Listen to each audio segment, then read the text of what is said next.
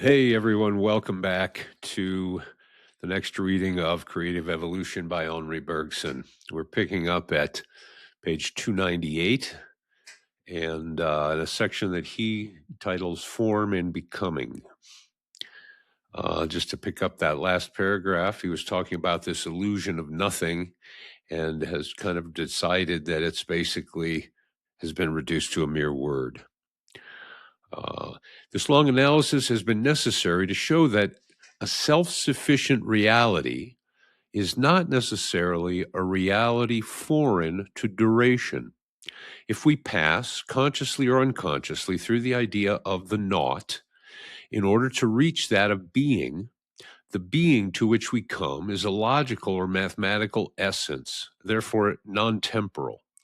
And consequently, a static conception of the real is forced on us. Everything appears given once for all, in eternity. But we must accustom ourselves to think being directly, without making a detour, without first appealing to the phantom of the naught which interposes itself between it and us. We must strive to see in order to see, and no longer to see in order to act. Then the absolute is revealed very near us and, in a certain measure, in us. It is of psychological and not of mathematical nor logical essence. It lives with us, like us, but in certain aspects infinitely more concentrated and more gathered up in itself. It endures. But do we ever think true duration? Here again, a direct taking possession is necessary. It is no use trying to approach duration. We must install ourselves within it straight away. This is what the intellect generally refuses to do, accustomed as it is to think the moving by means of the unmovable. The function of the intellect is to preside over actions. Now, in action, it is the result that interests us. The means matter little, provided the end is attained. Thence it comes that we are altogether bent on the end to be realized, generally trusting ourselves to it in order that the idea may become an act. And thence it comes also that only the goal where our activity will rest is pictured explicitly to our mind. The movements constituting the action itself either elude our consciousness or reach it only confusedly. Let us consider a very simple act, like that of lifting the arm. Where should we be if we had to imagine beforehand all the elementary contractions and tensions this act involves, or even to perceive them one by one as they're accomplished? But the mind is carried immediately to the end, that is to say, to the schematic and simplified vision of the act supposed accomplished. Then, if no antagonistic idea neutralizes the effect of the first idea, the appropriate movements come of themselves to fill out the plan, drawn in some way by the void of its gaps. The intellect then only represents to the activity ends to attain, that is to say, points of rest. And from one end attained to another end attained, from one rest to another rest, our activity is carried by a series of leaps during which our consciousness is turned away as much as possible from the movement going on to regard only the anticipated image of the movement accomplished. Now, in order that it may represent as unmovable the result of the act which is being accomplished, the intellect must perceive as also unmovable the surroundings in which this result is being framed. Our activity is fitted into the material world. If matter appeared to us as a perpetual flowing, we should assign no termination to any of our actions. We should feel each of them dissolve as fast as it was accomplished, and we should not anticipate an ever-fleeting future. In order that our activity may leap from an act to an act, it is necessary that matter should pass from a state to a state, for it is only into a state of the material world that action can fit a result so as to be accomplished. But is it thus that matter presents itself? A priori, we may presume that our perception manages to apprehend matter with this bias. Sensory organs and motor organs are in fact coordinated with each other. Now the first symbolize our activity of our faculty of perceiving, as the second our faculty of acting. The organism thus evidences in a visible and tangible form the perfect accord of perception and action. So, if our activity always aims at a result into which it is momentarily fitted, our perception must retain of the material world at every moment only a state in which it is provisionally placed. This is the most natural hypothesis, and it is easy to see that experience confirms it. From our first glance at the world, before we even make our bodies in it, we distinguish qualities. Color succeeds to color, sound to sound, resistance to resistance, etc. Each of these qualities, taken separately, is a state that seems to persist as such, immovable until another replaces it. Yet each of these qualities resolves itself on analysis into an enormous number of elementary movements. Whether we see it in vibrations or whether we represent it in any other way, one fact is certain: it is that every quality is change. In vain, moreover, shall we seek beneath the change the thing which changes. It is always provisionally and in order to satisfy our imagination that we attach the movement to a mobile. The mobile flies forever before the pursuit of science, which is concerned with mobility alone. In the smallest discernible fraction of a second, in the almost instantaneous perception of a sensible quality, there may be trillions of oscillations which repeat themselves. The permanence of a sensible quality consists in this repetition of movements, as the persistence of life consists in a series of palpitations. The primal function of perception is precisely to grasp a series of elementary changes under the form of a quality or of a simple state by a work of condensation. The greater the power of acting bestowed upon an animal species, the more numerous probably are the elementary changes that its faculty of perceiving concentrates into one of its instants. And the progress must be continuous. In nature, from the beings that vibrate almost in unison with the oscillations of the other, up to those that embrace trillions of these oscillations in the shortest of their simple perceptions. The first feel hardly anything but movements, the other perceive quality. The first are almost caught up in the running gear of things. The others react, and the tension of their faculty of acting is probably proportional to the concentration of their faculty of perceiving. Progress goes on even in humanity itself. A man is so much the more a, quote, man of action, unquote, as he can embrace in a glance a greater number of events. He who perceives successive events one by one will allow himself to be led by them. He who grasps them as a whole will dominate them. In short, the qualities of matter are so many stable views that we take of its instability. Now, in the continuity of sensible qualities, we mark off the boundaries of bodies. Each of these bodies really changes at every moment. In the first place, it resolves itself into a group of qualities, and every quality, as we have said, consists of a succession of elementary movements.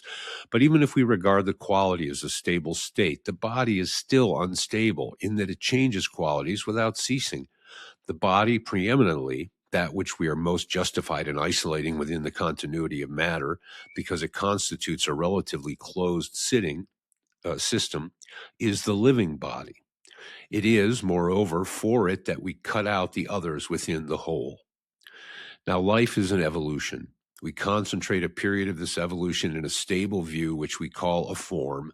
And when the change has become considerable enough to overcome the fortunate inertia of our perception, we say that the body has changed its form.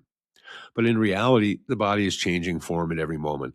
Or rather, there is no form, since form is immobile and the reality is movement. What is real is the continual change of form. Form is only a snapshot view of a transition. Therefore, here again, our perception manages to solidify into discontinuous images the fluid continuity of the real. When the successive images do not differ from each other too much, we consider them all as the waxing and waning of a single mean image, or as the deformation of this image in different directions.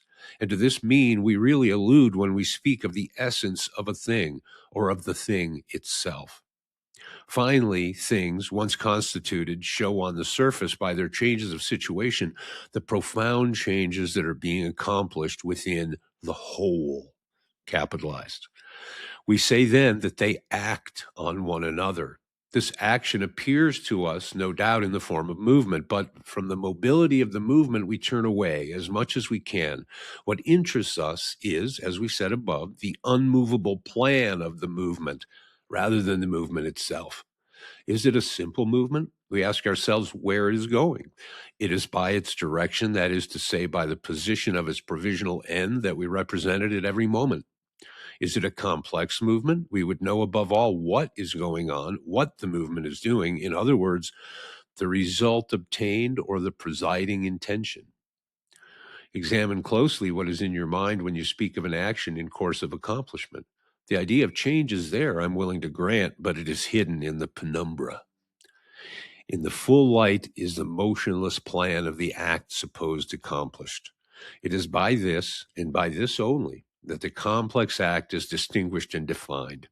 We should be very much embarrassed if we had to imagine the movements inherent in the actions of eating, drinking, fighting, etc.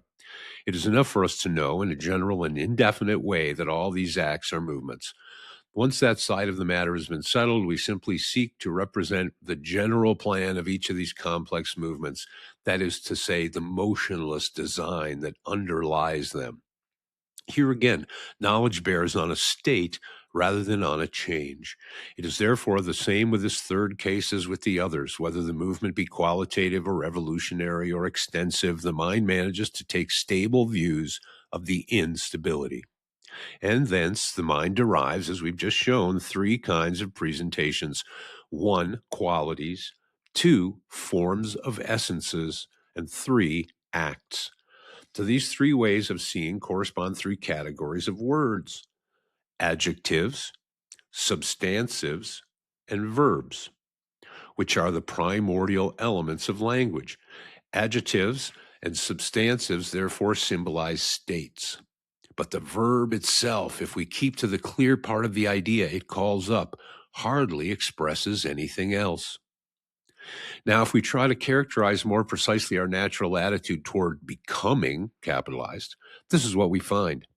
Becoming is infinitely varied. That which goes from yellow to green is not like that which goes from green to blue. They're different qualitative movements. That which goes from flower to fruit is not like that which goes from larvae to nymph and from nymph to perfect insect. They're different evolutionary movements. The act of eating or of drinking is not like the action of fighting. They're different extensive movements. And these three kinds of movement themselves, qualitative, evolutionary, extensive, differ profoundly. The trick of our perception, like that of our intelligence, like that of our language, consists in extracting from these profoundly different becomings the single representation of becoming in general, undefined becoming, a mere abstraction which by itself says nothing, and of which indeed it is very rarely that we think. To this idea, always the same and always obscure or unconscious, we then join, in each particular case, one or several clear images that represent states and which serve to distinguish all becomings from each other. It is this composition of a specified and definite state with change general and undefined that we substitute for the specific change. An infinite multiplicity of becomings, variously colored, so to speak, passes before our eyes. We manage so that we see only differences in color, that is to say, differences of state, beneath which there is supposed to flow, hidden from our view, a becoming always and everywhere the same, invariably colorless. Suppose we wish to portray on a screen a living picture such as the marching past of a regiment. There is one way in which it might first occur to us to do it. That would be to cut out jointed figures representing the soldiers, to give each of them a movement of marching, a movement varying from individual to individual, although common to the human species, and to throw the whole on the screen. We should need to spend on this little game an enormous amount of work, and even then we should obtain but a very poor result. How could it, at its best, reproduce the suppleness and variety of life? Now, there is another way of proceeding, more easy and at the same time more effective. It is to take a series of snapshots of the passing regiment and to throw these instantaneous views on the screen so that they replace each other very rapidly. This is what the cinematograph does. And remember, when this was written, this is my note, when this was written, this was a new invention, this cinematograph, which we know of as a moving picture camera, with photographs, each of which represents the regiment in a fixed attitude. It reconstitutes the mobility of the regiment marching. It's true that if we had to do with photographs alone, however much we might look at them, we should never see them animated. With immobility set beside immobility, even endlessly, we could never make movement. In order that the pictures may be animated, there must be movement somewhere. The movement does indeed exist here. It is in the apparatus. It is because the film of the cinematograph unrolls, bringing in turn the different photographs of the scene to continue each other, that each actor in the scene recovers his mobility. He strings all his successive attitudes on the invisible movement of the film. The process then consists in extracting from all the movements peculiar to all the figures an impersonal movement, abstract and simple, movement in general, so to speak. We put this into the apparatus, and we reconstitute the individuality of each particular movement by combining this nameless movement with the personal attitudes. Such is the contrivance of the cinematograph, and such is also that of our knowledge. Instead of attaching ourselves to the inner becoming of things, we place ourselves outside them in order to recompose their becoming artificially. We take snapshots, as it were, of the passing reality, and as these are characteristic of the reality, we have only to string them on a becoming, abstract, uniform, and invisible, situated at the back of the apparatus of knowledge, in order to imitate what there is that is characteristic in this becoming itself. Perception, intellection, language so proceed in general. Whether we would think becoming or express it or even perceive it, we hardly do anything else than set going a kind of cinematograph inside us. We may therefore sum up what we've been saying in the conclusion that the mechanism of our ordinary knowledge is of a cinematographical kind. Of the altogether practical character of this operation, there is no doubt. Each of our acts aims at a certain insertion of our will into the reality. There is between our body and other bodies an arrangement like that of the pieces of glass that compose a kaleidoscopic picture. Our activity goes from an arrangement to a rearrangement, each time, no doubt, giving the kaleidoscope a new shake, but not interesting itself in the shake and seeing only the new picture. Our knowledge of the operation of nature must be exactly symmetrical, therefore, with the interest we take in our own operation.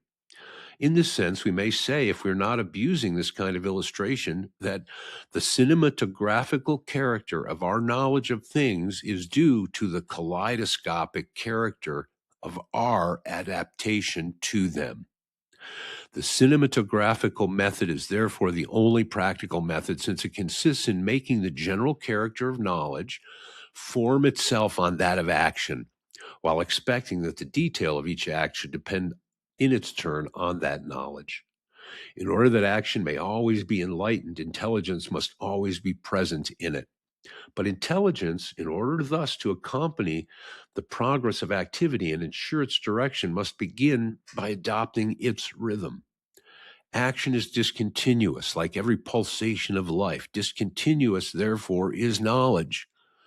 The mechanism of the faculty of knowing has been constructed on this plan. Essentially practical, can it be of use, such as it is, for speculation?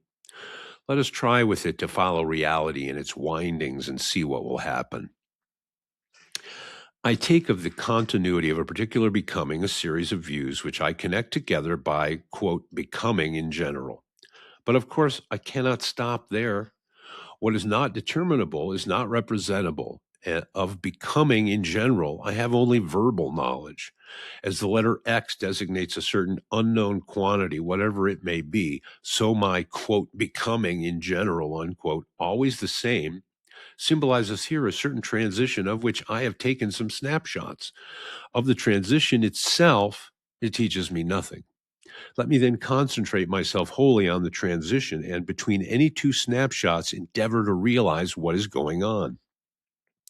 As I apply the same method, I obtain the same result. A third view merely slips in between the two others.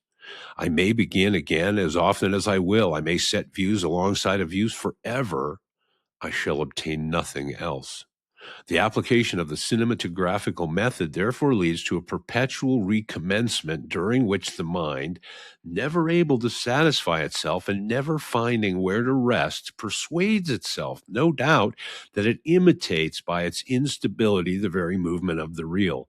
But though, by straining itself to the point of giddiness, it may end up giving itself the illusion of mobility, its operation is not advanced at a step, since it remains as far as ever from its goal. In order to advance with the moving reality, you must replace yourself within it. Install yourself within change, and you will grasp at once both change itself and the successive states in which it might at any instant be immobilized. But with these successive states perceived from without as real and no longer as potential immobilities, you will never reconstitute movement. Call them qualities, forms, positions, or intentions, as the case may be. Multiply the number of them as you will. Let the interval between two consecutive states be infinitely small. Before the intervening movement, you will always experience the disappointment of the child who tries by clapping his hands together to crush the smoke. The movement slips through the interval because every attempt to reconstitute change out of states implies the absurd proposition that movement is made up of immobilities. Philosophy perceived this as soon as it opened its eyes. The arguments of Zeno of Elea, although formulated with a very different intention, have no other meaning. Take the flying arrow. At every moment, says Zeno, it is motionless, for it cannot have time to move, that is, to occupy at least two successive positions, unless at least 2 moments are allowed it. At a given moment, therefore, it is at rest at a given point. Motionless in each point of its course, it is motionless during all the time that it is moving. Yes, if we suppose that the arrow can ever be in a point of its course, yes, again, if the arrow which is moving ever coincides with a position which is motionless, but the arrow never is in any point of its course. The most we can say that it might be there in this sense that it passes there and might stop there. It is true that if it did stop there, it would be at rest there, and at this point, it is no longer movement that we should have to do with. The truth is that if the arrow leaves the point A to fall down at the point B, its movement AB is as simple, as indecomposable, insofar as its movement, and so far as it is movement, as the tension of the bow that shoots it. As the shrapnel bursting before it falls to the ground covers the explosive zone with an indivisible danger, so the arrow which goes from A to B displays with a single stroke, although over a certain extent of duration, its indivisible mobility. Suppose an elastic stretched from A to B. Could you divide its extension? The course of the arrow is this very extension. It is equally simple and equally undivided. It is a single and unique bound. You fix a certain point C in the interval past and say that at a certain moment the arrow was in C. If it had been there, it would have been stopped there, and you would no longer have had a flight from A to B, but two flights, one from A to C and the other from C to B, with an interval of rest. A single movement is entirely, by the hypothesis, a movement between two stops. If there are intermediate stops, it is no longer a single movement. At bottom, the illusion arises from this, that the movement, once effected, has laid along its course a motionless trajectory on which we can count as many immobilities as we will. From this, we conclude that the movement, whilst being effected, lays at each instant beneath it a position with which it coincides. We do not see that the trajectory is created in one stroke, although at certain time is required for it.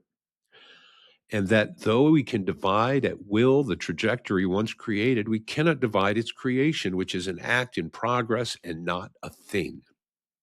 To suppose that the moving body is at a point of its course is to cut the course in two by a snip of the scissors at this point, and to substitute two trajectories for the single trajectory which we were first considering. It is to distinguish two successive acts where by the hypothesis there is only one.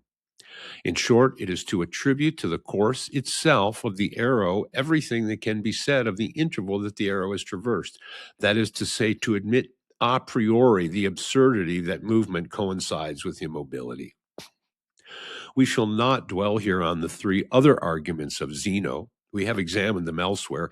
It is enough to point out that they all consist in applying the movement to the line traversed and supposing that what is true of the line is true of the movement. The line, for example, may be divided into as many parts as we wish, of any length that we wish, and it is always the same line. From this, we conclude that we have the right to suppose the movement articulated as we wish, and that it is always the same movement. We thus obtain a series of absurdities that all express the same fundamental absurdity. But the possibility of applying the movement to the line traversed exists only for an observer who, keeping outside the movement, and seeing at every instant the possibility of a stop, tries to reconstruct the real movement with these possible immobilities. The absurdity vanishes as soon as we adopt by thought the continuity of the real movement, a continuity of which every one of us is conscious whenever he lifts an arm or advances a step. We feel then, indeed, that the line passed over between two stops is described with a single indivisible stroke, and that we seek in vain to practice on the movement which traces the line, divisions corresponding each to each with the divisions arbitrarily chosen of the line once it has been traced. The line traversed by the body, by the moving body, lends itself to any kind of division because it has no internal organization.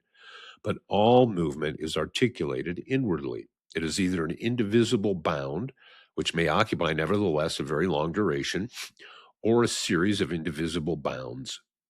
Take the articulations of this movement into account, or give up speculating on its nature. When Achilles pursues the tortoise, each of his steps must be treated as indivisible, and so must each step of the tortoise. After a certain number of steps, Achilles will have overtaken the tortoise. There is nothing more simple.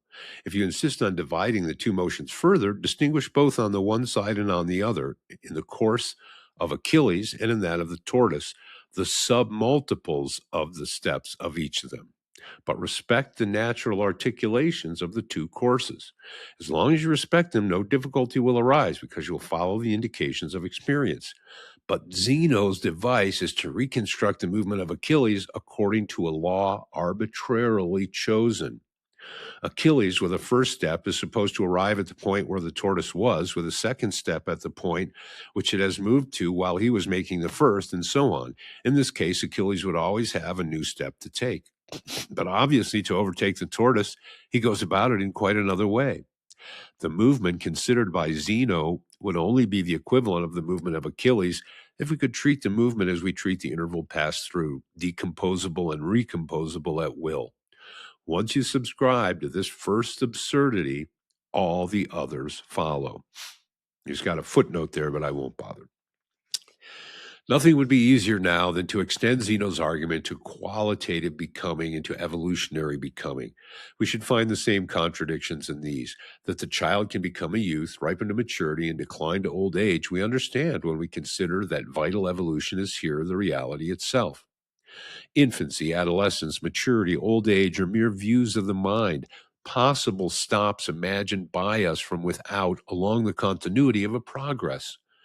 On the contrary, let childhood, adolescence, maturity, and old age be given as integral parts of the evolution.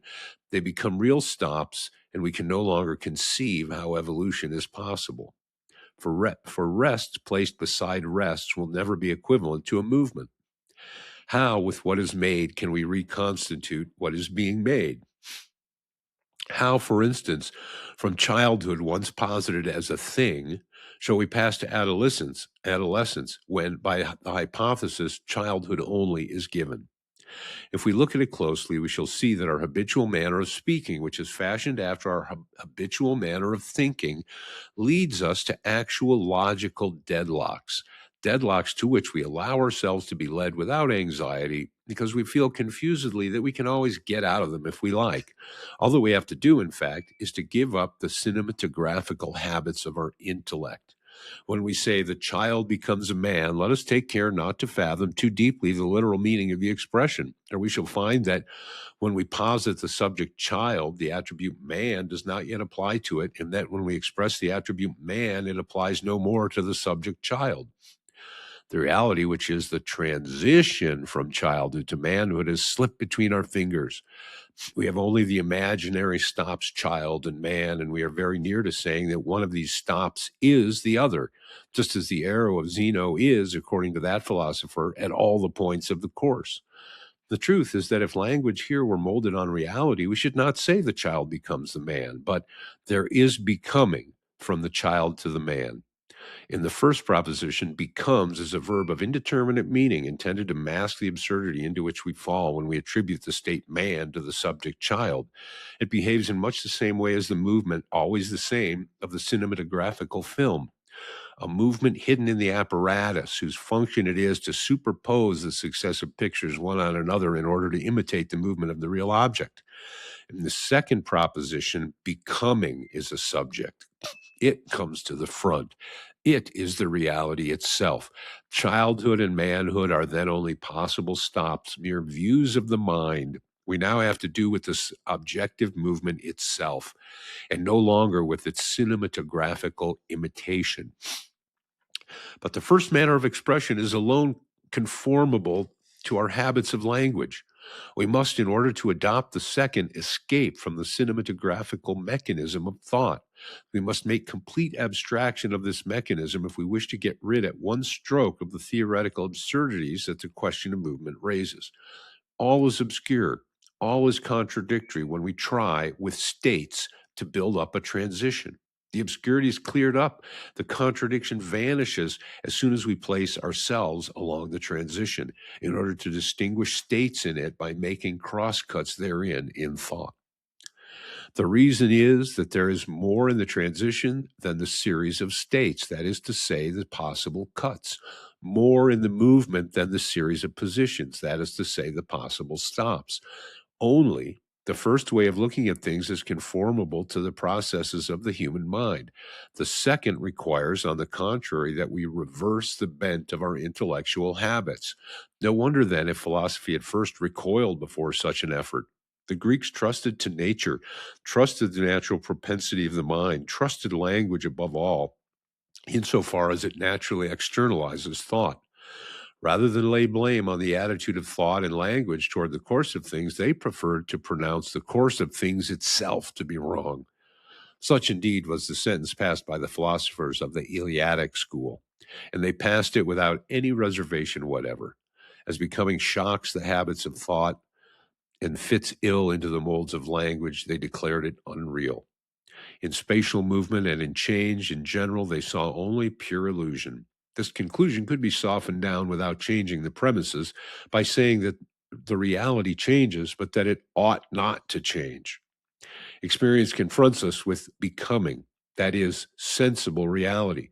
But the intelligible reality, that which ought to be, is more real still, and that reality does not change. Beneath the qualitative becoming, beneath the evolutionary becoming, beneath the extensive becoming, the mind must seek that which defies change, the definable quality, the form or essence, the end. Such was the fundamental principle of the philosophy which developed throughout the classic age, the philosophy of forms, or to use a term more akin to the Greek, the philosophy of ideas. The word eidos, which is the Greek word for ideas, often gets translated as forms. The word eidos, which we translate here by idea, has in fact a threefold meaning. It denotes one, the quality; two, the form or essence; three, the end or design in the sense of intention of the act being performed. That is to say, at bottom, the design in the sense of drawing of the act supposed accomplished. These three aspects are those of the adjective, substantive, and verb and correspond to the three essential categories of language. After the explanations we have given above, we might and perhaps we ought to translate eidos by view, or rather by moment. For eidos is the stable view taken of the instability of things, the quality which is a moment of becoming, the form which is a moment of evolution, the essence which is the mean form above and below which the other forms are arranged as alterations of the mean. Finally, the intention or mental design which presides over the action being accomplished, and which is nothing else, we said, than the material design traced out and contemplated beforehand of the action accomplished. To reduce things to ideas is therefore to resolve becoming into its principal moments, each of these being, moreover, by the hypothesis, screened from the laws of time and, as it were, plucked out of eternity. That is to say, that we end in the philosophy of ideas when we apply the cinematographical mechanism of the intellect to the analysis of the real. But when we put immutable ideas at the base of the moving reality, a whole physics, a whole cosmology, a whole theology follows necessarily. We must insist on the point. Not that we mean to summarize in a few pages a philosophy so complex and so comprehensive as that of the Greeks. But since we've described the cinematographical mechanism of the intellect, it is important that we should show to what idea of reality the play of this mechanism leads. It is the very idea, we believe, that we find in the ancient philosophy. The main lines of the doctrine that was developed from Plato to Plotinus, passing through Aristotle, and even in a certain measure through the Stoics, have nothing accidental, nothing contingent, nothing that must be regarded as a philosopher's fancy. They indicate the vision that a systematic intellect obtains of the universal becoming when regarding it by means of snapshots taken at intervals of its flowing. So that even today we shall philosophize in the manner of the Greeks, we shall discover, without needing to know them, such and such of their general conclusions, in the exact proportion that we trust in the cinematographical instinct of our thought. We said there is more in a movement than in the successive positions attributed to the moving object, more in a becoming than in the forms passed through in turn, more in the evolution of form than the forms assumed one after another. Philosophy can therefore derive terms of the second kind from those of the first, but not the first from the second. From the first terms, speculation must take its start. But the intellect reverses the order of the two groups, and on this point, ancient philosophy proceeds as the intellect does. It installs itself in the immutable. It posits only ideas. Yet becoming exists. It is a fact. How then, having posited immutability alone, shall we make change come forth from it? Not by the addition of anything, for by the hypothesis there exists nothing positive outside ideas. It must therefore be by a diminution. So at the base of ancient philosophy lies necessarily this postulate that there is more in the motionless than in the moving, and that we pass from immutability to becoming by way of diminution or attenuation. It is therefore something negative or zero at most that must be added to ideas to obtain change. In that consists the Platonic non-being, the Aristotelian matter, a metaphysical zero, which joined to the idea, like the arithmetical zero to unity, multiplies it in space and time. By it, the motionless and simple idea is refracted into a movement spread out indefinitely. In right, there ought to be nothing but immutable ideas, immutably fitted to each other. In fact, matter comes to add to them its void, and thereby lets loose the universal becoming. It is an elusive nothing that creeps between the ideas and creates endless agitation, eternal disquiet, like a suspicion insinuated between two loving hearts. Degrade the immutable ideas, you obtain by that alone the perpetual flux of things. The ideas or forms are the whole of intelligible reality, that is to say, of truth, in that they represent altogether the theoretical equilibrium of being. As to sensible reality, it is a perpetual oscillation from one side to the other of this point of equilibrium. Hence, throughout the whole philosophy of ideas, there is a certain conception of duration as also of the relation of time to eternity. He who installs himself in becoming sees in duration the very life of things, the fundamental reality. The forms which the mind isolates and stores up in concepts are then only snapshots of the changing reality. They're moments gathered along the course of time, and just because we've cut the thread that binds them to time, they no longer endure. They tend to withdraw into their own definition, that is to say, into the artificial reconstruction and symbolical expression, which is their intellectual equivalent. They enter into eternity, if you will, but what is eternal in them is just what is unreal. On the contrary, if we treat becoming by the cinematographical method, the forms are no longer snapshots taken out of the change. They are its constitutive elements. They represent all that is positive in becoming. Eternity no longer hovers over time as an abstraction, it underlies time as a reality. Such is exactly on this point the attitude of the philosophy of forms or ideas. It establishes between eternity and time the same relation as between a piece of gold and the small change so small that payment goes on forever without the debt being paid off. The debt could be paid at once with the piece of gold. It is this that Plato expresses in his magnificent language when he says that God, unable to make the world eternal, gave it time, quote, a moving image of eternity, unquote. That's from the Timaeus. Hence also arises a certain conception of extension, which is at the base of the philosophy of ideas, although it has not been so explicitly brought out. Let us imagine a mind placed alongside becoming and adopting its movement. Each successive state, each quality, each form, in short, will be seen by it as a mere cut made by thought in the universal becoming. It will be found that form is essentially extended, inseparable as it is from the extensivity of the becoming, which has materialized it in the course of its flow. Every form thus occupies space as it occupies time. But the philosophy of ideas follows the inverse direction. It starts from the form. It sees in the form the very essence of reality. It does not take form as a snapshot of becoming. It posits forms in the eternal. Of this motionless eternity, then duration and becoming are supposed to be only the degradation. Form, thus posited independent of time, is then no longer what is found in a perception. It's a concept. And as a reality of the conceptual order occupies no more extension than it does of duration. The forms must be stationed outside space as well as above time. Space and time have therefore necessarily in ancient philosophy the same origin as the same value. The same diminution of being is expressed both by extension in space and detention in time. Both of these are but the distance between what is and what ought to be. From the standpoint of ancient philosophy, space and time can be nothing but the field that an incomplete reality, or rather a reality that has gone astray from itself, needs in order to run in quest of itself. Only it must be admitted that the field is created as the hunting progresses, and that the hunting in some way deposits the field beneath it. Move an imaginary pendulum a mere mathematical point from its position of equilibrium. A perpetual oscillation is started, along which points are placed next to points and moments succeed moments. The space and time which thus arise have no more positivity than the movement itself.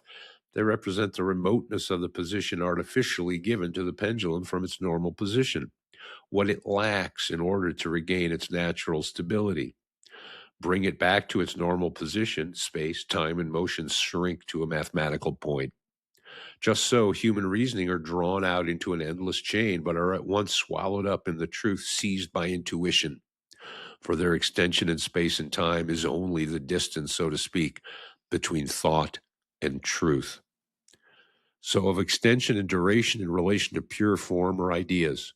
The sensible forms are before us, ever about to recover their ideality, ever prevented by the matter they bear in them, that is to say, by their inner void, by the interval between what they are and what they ought to be. They are forever on the point of recovering themselves, forever occupied in losing themselves. An inflexible law condemns them both, like the rock of Sisyphus, to fall back when they're almost touching the summit. And this law, which has projected them into space and time, is nothing other than the very constancy of their original insufficiency. The alternations of generation and decay, the evolutions ever beginning over and over again, the infinite repetition of the cycles of celestial spheres, This all represents merely a certain fundamental deficit in which materiality consists. Fill up this deficit, at once you suppress space and time, that is to say, the endlessly renewed oscillations around a stable equilibrium, always aimed at, never reached. Things re-enter into each other. What was extended in space is contracted into pure form, and past, present, and future shrink into a single moment, which is eternity. This amounts to saying that physics is but logic spoiled. In this proposition, the whole philosophy of ideas is summarized. And in it also is the hidden principle of the philosophy that is innate in our understanding. If immutability is more than becoming, form is more than change. And it is by a veritable fall that the logical system of ideas, rationally subordinated and coordinated among themselves, is scattered into a physical series of objects and events accidentally placed one after another. The generative idea of a poem is developed in thousands of imaginations, which are materialized in phrases that spread themselves out in words. And the more we descend from the motionless idea, wound on itself, to the words that unwind it, the more room is left for contingency and choice. Other metaphors expressed by other words might have arisen. An image is called up by an image, a word by a word. All these words run now one after another, seeking in vain by themselves to give back the simplicity of the generative idea. Our ear only hears the words. It therefore perceives only accidents. But our mind, by successive bounds, leaps from the words to the images, from the images to the original idea, and so gets back from the perception of words, accidents called up by accidents, to the conception of the idea that posits its own being. So the philosopher proceeds, confronted with the universe. Experience makes to pass before his eyes phenomena which run, they also, one behind another in an accidental order, determined by circumstances of time and place. This physical order, a degeneration of the logical order, is nothing else but the fall of the logical into space and time. But the philosopher is sending again from the precept to the concept, from the percept to the concept, sees condensed into the logical all the positive reality that the physical possesses. His intellect, doing away with the materiality that lessens being, grasps being itself in the immutable system of ideas. Thus, science is obtained, which appears to us complete and ready-made as soon as we put back our intellect into its true place, correcting the deviation that separated it from the intelligible. Science is not then a human construction. It is prior to our intellect, independent of it, veritably the generator of things. And indeed, if we hold the forms to be simply snapshots taken by the mind of the continuity of becoming, they must be relative to the mind that thinks them. They can have no independent existence. At most, we might say that each of these ideas is an ideal, but it is in the opposite hypothesis that we're placing ourselves.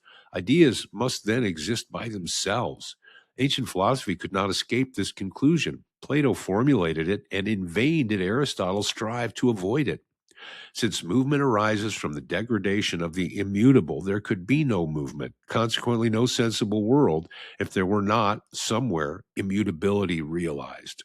So having begun by refusing to ideas an independent existence and finding himself nevertheless unable to deprive them of it, Aristotle pressed them into each other, rolled them up into a ball, and set above the physical world a form that was thus found to be the form of forms, the idea of ideas, or to use his own words, the thought of thought.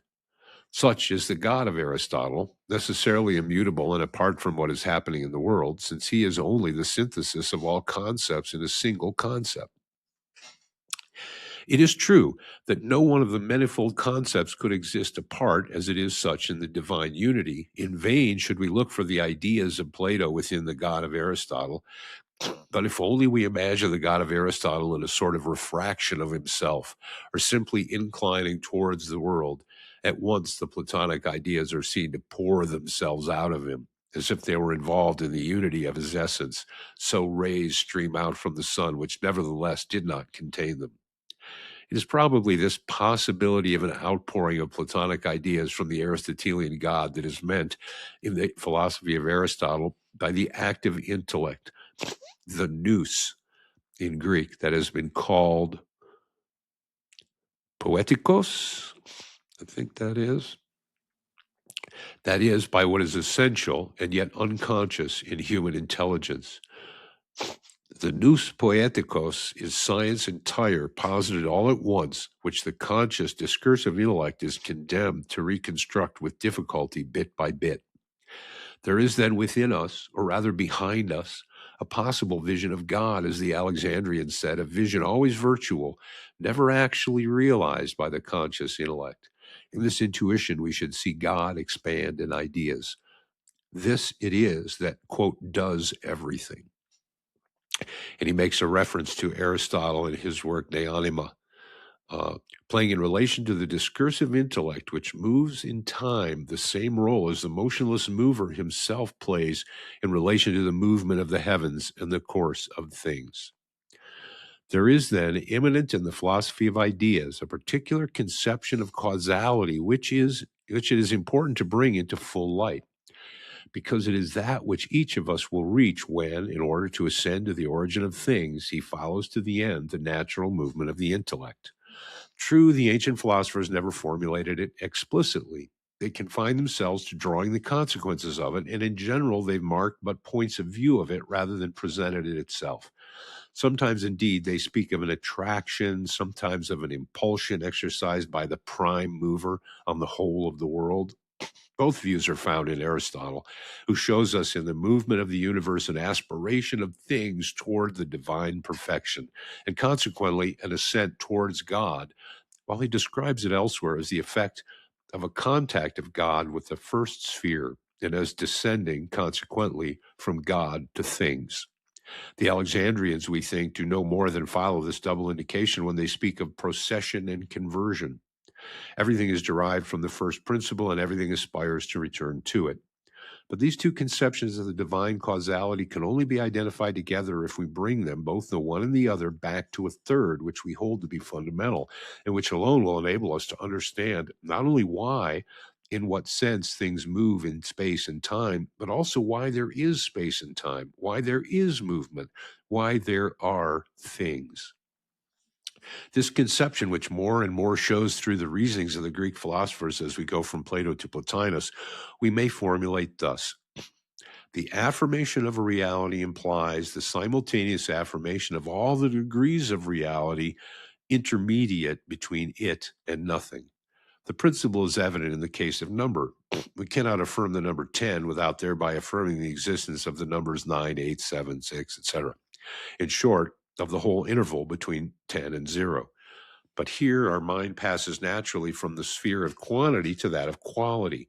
It seems to us that a certain perfection being given, the whole continuity of degradations is given also between this perfection on the one hand and the naught on the other hand that we think we conceive. Let us then posit the God of Aristotle, thought of thought, that is, thought making a circle, transforming itself from subject to object and from object to subject by an instantaneous, or rather an eternal circular process, as on the other hand, the naught appears to posit itself, and as the two extremities being given, the interval between them is equally given. It follows that all the descending degrees of being, from the divine perfection down to the absolute nothing, are realized automatically, so to speak, when we have posited God. Let us then run through this interval from top to bottom. First of all, the slightest diminution of the first principle will be enough to precipitate being into space and time. But duration and extension, which represent this first diminution, will be as near as possible to the divine in extension and eternity. We must therefore picture to ourselves this first degradation of the divine principle as a sphere turning on itself, imitating by the perpetuity of its circular movement the eternity of the circle of the divine thought, creating moreover its own place and thereby place in general, since it includes without being included and moves without stirring from the spot, creating also its own duration and thereby duration in general, since its movement is the measure of all motion. We just got some Greek references down here. Then By degrees, we shall see the perfection decrease more and more down to our sublunary world, in which the cycle of birth, growth, and decay imitates and mars the original circle for the last time. So understood, the causal relation between God and the world is seen as an attraction when regarded from below, as an impulsion or a contact when regarded from above, since the first heaven with its circular movement is an imitation of God, and all imitation is the reception of a form. Therefore, we perceive God as efficient cause or as final cause according to the point of view. And yet, neither of these two relations is the ultimate causal relation. The true relation is that which is found between the two members of an equation, when the first member is a single term and the second a sum of an endless number of terms. It is, we may say, the relation of the gold piece to the small change, if we suppose the change to offer itself automatically as soon as the gold piece is presented. Only thus can we understand why Aristotle has demonstrated the necessity of a first motionless mover, not by founding it on the assertion that the movement of things must have had a beginning, but on the contrary, by affirming that this movement could not have begun and can never come to an end. If movement exists, or in other words, if the small change is being counted, the gold piece is to be found somewhere. And if the counting goes on forever, having never begun, the single term that is eminently equivalent to it must be eternal. A perpetuity of mobility is possible if it only backed, if it is backed, only if it is backed by an eternity of immutability, which it unwinds in a chain without beginning or end. Such is the last word of the Greek philosophy. We've not attempted to reconstruct it a priori. It has manifold origins. It's connected by many invisible threads to the soul of ancient Greece. Vain, therefore, the effort to deduce it from a simple principle. Footnote, especially have we left almost entirely on one side those admirable but somewhat fugitive intuitions that Plotinus was later to seize, to study, and to fix. Plotinus is considered a Neo-Platonist.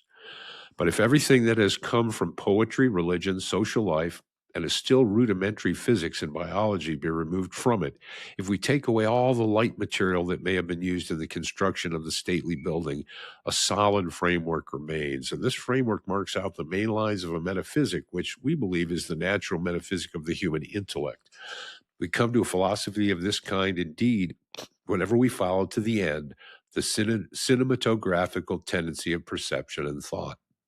Our perception and thought begin by substituting for the continuity of evolutionary change a series of unchangeable forms, which are turn by turn caught on the wing, quote unquote, like the rings in a merry-go-round which the children unhook with their little stick as they're passing.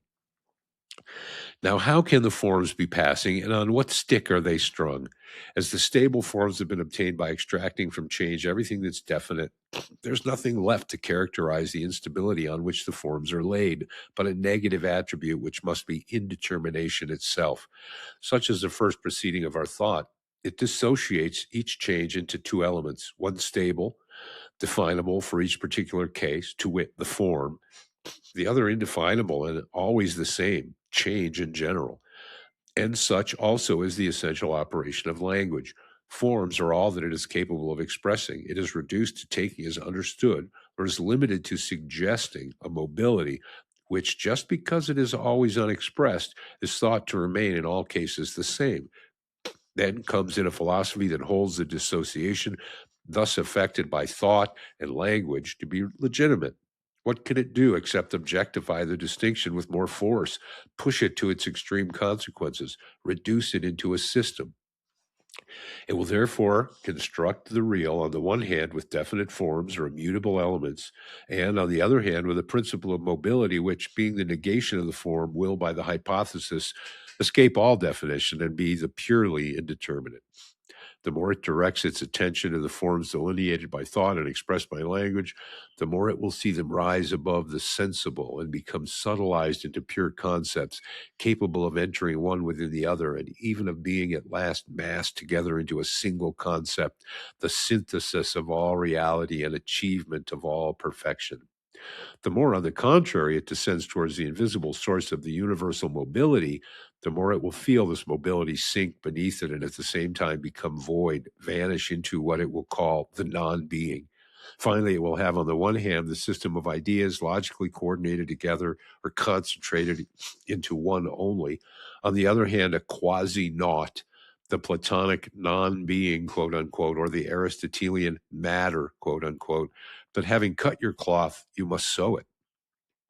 With suprasensible ideas and an infrasensible non being, you now have to reconstruct the sensible world. You can do so only if you postulate a kind of metaphysical necessity in virtue of which the confronting of this all with this zero is equivalent to the affirmation of all the degrees of reality that measure the interval between them, just as an undivided number, when regarded as a difference between itself and zero, is revealed as a certain sum of units, and with its own affirmation affirms all the lower numbers. That is the natural postulate. It is that also that we perceive as the base of the Greek philosophy. In order then to explain the specific characters of each of these degrees of intermediate reality, nothing more is necessary than to measure the distance that separates it from the integral reality. Each lower degree consists in a diminution of the higher, and the sensible newness that we perceive in it is resolved from the point of view of the unintelligible into a new quantity of negation which is superadded to it. The smallest possible quantity of negation, that which is found already in the highest forms of sensible reality, and consequently a fortiori in the lower forms, is that which is expressed by the most general attitudes of sensible reality, extension and duration. By increasing degradations, we will obtain attributes more and more special.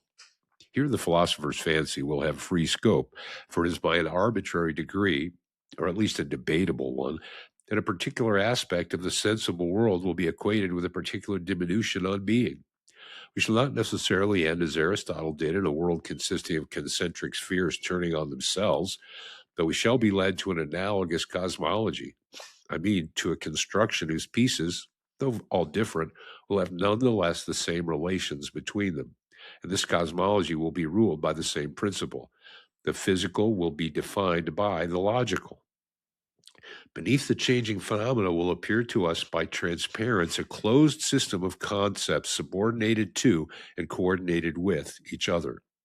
Science, understood as the system of concepts, will be more real than the sensible reality. It will be prior to human knowledge, which is only able to spell it letter by letter, prior also to things which awkwardly try to imitate it. It would only have to be diverted in an instant from itself in order to step out of its eternity and thereby coincide with all this knowledge and all these things. Its immutability is therefore indeed the cause of the universal becoming. Such was the point of view of ancient philosophy in regard to change and duration, that modern philosophy has repeatedly, but especially in its beginnings, had the wish to depart from it, seems to us unquestionable. But an irresistible attraction brings the intellect back to its natural movement, and the metaphysic of the moderns to the general conclusions of the Greek metaphysic. We must try to make this point clear in order to show by what invisible threads our mechanistic philosophy remains bound to the ancient philosophy of ideas, and how also it responds to the requirements, above all practical, of our understanding. And I think we'll leave it there. We're at page 329, and he's about to discuss modern science. So we will see you next week.